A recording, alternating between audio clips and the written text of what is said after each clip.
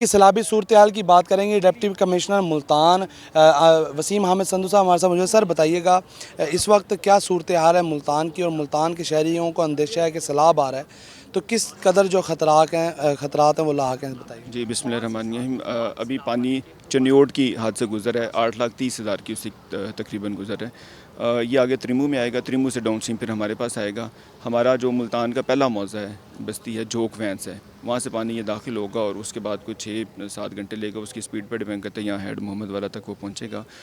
हमारे टोटल ज़िले के 138 मौज़े हैं, जिसके अंदर ये जो रिवर साइड पे हैं वहाँ लोग मुतासर हो सकते हैं। उसकी इवैक्यूएशन हमने 2 दिन पहले से शुरू कर दी हुई है। मैच लेवल की अनाउंसमेंट्स भी की हैं।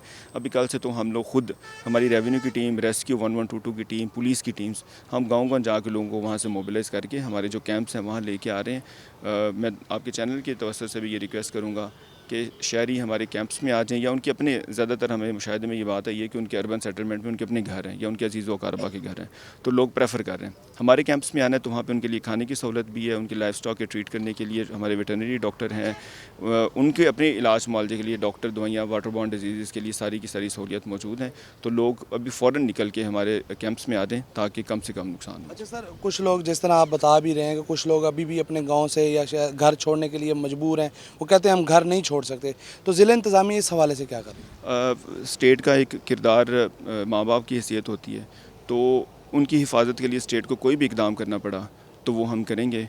उनको अगर बाई फोर्स भी निकालना पड़ा तो वो निकाल के, चूँकि उनको अंदाज़ा नहीं है कि पानी कितना ज़्यादा आ रहा है, तो उनको निकाल के हम महफूज जगह पे पहुँचाएँगे। जी हाँ जी बिल्कुल, महफूज मकामात पर मुंतकिल करने के लिए कार्रवाइयाँ जारी हैं। मुख्तलिफ जो जगह हैं, मुख्तलिफ देहात हैं, मौज़ूआत हैं, उनका विज़िट किया जा रहा है, पुलिस भी साथ है, और ये यकीन दहानी कराई जा रही है कि फ़िलफ़ौर उन बस्तियों को खाली कराया जाएगा जो बस्तियाँ दरिया के करीब लगती हैं।